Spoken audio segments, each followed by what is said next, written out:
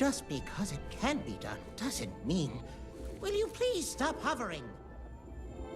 I'm not sure how to do that, sir.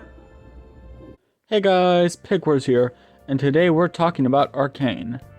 So, I've been sitting on this video idea for a while now. I watched the show a few months ago, and I really haven't been able to get out of my head. The show's amazing, and I wasn't quite sure how to make a video expressing that. There were already so many good things in the show that I felt just a one great scene video or a simple video essay wouldn't work, honestly. But then I realized something. Hey, this is my YouTube channel, I can do whatever I want. So today, we'll be covering Arcane and why it is surprisingly amazing. First things first, why is it surprising that Arcane is so good? Well, a few simple reasons. One, it's a video game adaptation. So of course, it had an uphill battle to start with. Video game adaptations in the past haven't always been great, with really the Sonic movie and Detective Pikachu being, honestly, the only real good ones that have come out. Every other main video game adaptation has had major flaws. Just look at the old Super Mario movie. That wasn't exactly considered great. But besides that, the show also had to deal with making a story from scratch, more or less, yet also still staying true to the game it's based off of, which isn't exactly an easy thing to do. However, the show still managed to pull through, and not just be an average or good show, but to be perfect. And while I do throw the word perfect around a lot, I know I say it about a lot of things. If there is only one thing you take my word on, it's that this show, Arcane Season 1, is perfect. But why is it perfect? Well, multiple reasons. In fact, lots of them. The story, character, music, and visuals, all of them are necessary parts to crafting an animated show, and Arcane does them all in a beautiful and artful way that makes the show engaging and interesting. It's really good. It also keeps the viewer in the loop of the show, but still keeps a mystery around lots of the plot elements that are revealed later in the show.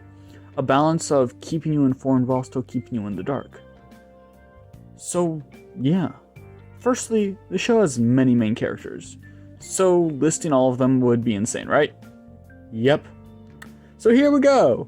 The main characters in the show are Vander, Vay, Jinx, Caitlyn, Jace, Victor, Heimerdinger, Echo, Sevica, and Silco. Plus the rest of the goddamn council, and all of the rebellion, and too much to name. Each of these characters shows a different purpose in the story.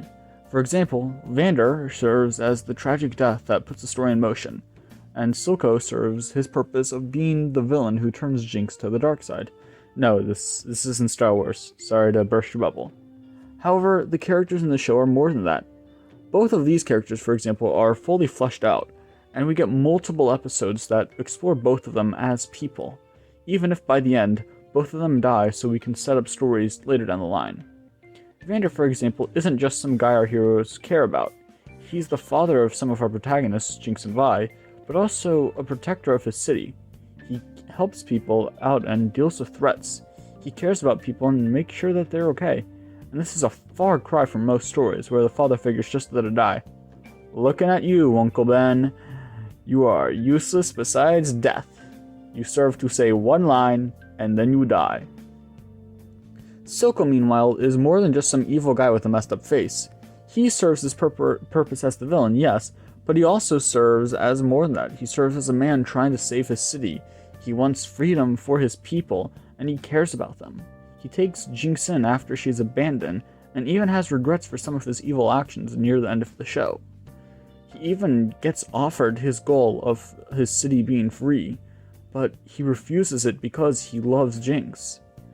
He's a twisted mirror image of Vander, and it's refreshing to see a villain who isn't going to kill their kids all the time. Side note, so many villains recently are just okay with letting their kids die. Thanos, Dreykov, Ego, Waller, Martin Mertens, just so many villains are just like, it's just a kid, we can just kill them off. It's really nice having a villain who doesn't want their kid to die. Like, you got Doofenshmirtz, and he's not even really a villain. This is the first time in a big TV show where an actual evil villain has cared about their kid. Can writers just make villains not kill their kids, please? Like, seriously, it happens way too often. I swear, if the next Batman film has Mr. Freeze trying to off his child or something, I'm gonna rage quit. Anyways, seeing a villain who doesn't want to hurt their kid, even if it's an adoptive one, is still a nice change of pace. And it's great. It's another reason Arcane is perfect. But like I said, it's not just those two characters who are well developed. In fact, as amazing as both of those characters are, they aren't even the main focus of the show. Jinx, Vay, Echo, Jace, Victor, and Caitlyn are the cast of which we watched growing up, and we watched them throughout the show. More specifically, Jinx, Vay, and Echo, whereas Victor, Jace, and Caitlyn don't come into too much as play until episode 3. However, their moments are still scheduled within the rest of the show. It's an A-plot and a B-plot scenario, and for anyone who doesn't know what that is, an A-plot is the main story you follow throughout a show or movie, whereas the B-plot tends to be the secondary plot, where other events still happen, and at the end, the A-plot and B-plot tend to coexist. For example, in Phineas and Ferb, like I mentioned earlier, Perry the Platypus and Doofenshmirtz are the A-plot. They're the big threat going on. The B-plot is Phineas and Ferb, even though they're the title characters of the show. And at the end, Doof's Nader usually gets rid of the boy's invention before Candace can get her mom home. And the Candace thing is a C-plot, but we're not going to get into C-plots right now.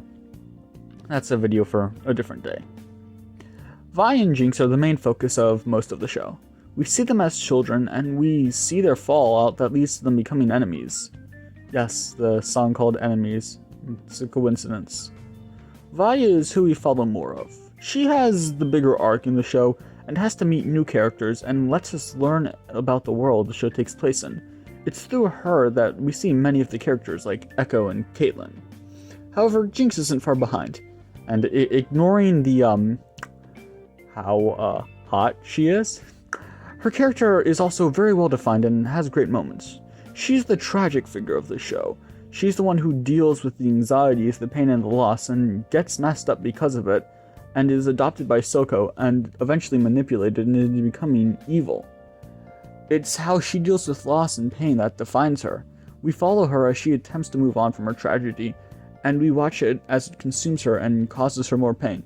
And speaking of pain, oh boy, there's a lot of it. This show goes deeper into much deeper themes like suicide, war, and child murder, my favorite. Jace and Vector, the main characters of the B-plot, have a lot that goes in with them. They work on magic and technology, known as Hex Tech, with efforts on how to combine them. Their tech is also the main catalyst for the war in the show, as the new warp gates are what the other side wants. It's a very simple conflict that expands. I cannot talk. It expands throughout the show and really creates a nice diversity throughout both sides, and you see why the villains do the things they do. Like I said, the show is really goddamn good. Victor and Jace are very great, and they are honestly a very engaging part of the story. A issue that many shows and movies come into is the A-plot and the B-plot, like I mentioned, not really connecting. But in this show, both the A-plot and the B-plot combine through many points in the show, allowing us to refresh with all these characters at once. Vi ends up meeting with the council that Jace is at, or when Vector goes to the underside and meets with an evil scientist who is definitely not planning on making a giant evil monster. The show is overall dark, especially with the big event in episode 3. From the start, we deal with explosions and inequality, but it only gets worse the further on the show goes. In fact, episode 1 and 2 are fairly calm, all things considered. The characters don't have too much to deal with in those first 2 episodes. Yes, they do get into fights and there are stakes, but it's not until episode 3 that shit happens. Episode 3 of Arcane is where the show should have fallen apart in my opinion. It's the big catalyst for the rest of the show, and really sets things in motion. Yet, somehow, it doesn't just be good and stay on track, but also pushes the story and the characters forward in a way that most shows haven't been able to really do in lots of circumstances. Episode 3 has our cast confronting the big bad of the show, Soko. And that can be an issue, as using the big bad too early can end up hurting your show. A good example of this is in Star vs. the Forces of Evil, where the big bad of Season 4 is introduced in Season 1 as nothing more than comic relief. A good example of this, however, is in Gravity Falls, where we meet Bill Cipher much earlier in the show, and he has many smaller conflicts through our heroes, but he's still the big bad and is set up very well. But, like I said, it can be a hard thing to accomplish. This show does a really interesting thing with it, with having our heroes fight Soko once, and then not meeting again till the finale. The writers seem to know that bringing a big bad too early into the show can hurt it, and pulled a big 180 on us, and gave us the darkest episode of the series. Honestly, I'm still shocked by how brutal episode 3 is. Everybody dies. But if you don't like dark shows, don't worry, Arcane still has enough goofy romance to win you over. And the romance isn't bad, trust me. It's more subtle for the show, and doesn't detract like other shows do. And as of now, it's very interesting to see where the show goes. However, I'm worried. With this show being so well received and loved, trust me, this show is amazing. Everyone who's seen it loves it. Just look at the reviews. But the tragedy is, with Season 2 coming, and it has been confirmed, the downside is that if the showrunners don't take their time and they don't put the same work and effort in, the show could turn into a messy blur of plotlines and character arcs that end up meaning nothing. And if everything gets messed up, we could end up with something like Star vs. the Forces of Evil or the ending of She-Ra. Both of those shows are amazing, but through production or story issues or just other issues in general, the ending was less than stellar, at least in my opinion. Some people think those shows' endings were great, and it's good if you do. I'm glad you like them. But in my opinion, I just feel that those shows ended on poor notes, and I don't want Arcane to fall into that same pit. One way to solve this issue would be to delay Arcane Season 2 until Netflix can get a full script and plot done, and go over it multiple times, rewriting it, fixing any glaring issues, and just making sure it's good. Ideally, they could ask for people's opinions, but because of that, spoilers may get in the way, and depending on how the showrunners want to do things, spoilers might be a big issue. There isn't one all-encompassing workaround that will fix all issues that could arise. Even if they go over the script multiple times, fixing everything they find, it still could end badly. And that's sad. Even great shows fall into pitfalls. For example, Voltron Legendary Defender did incredibly well, but rushed ahead and threw too many plot points in, and crashed and burned. Actually, I might just have to make a video on that another time. It's not great.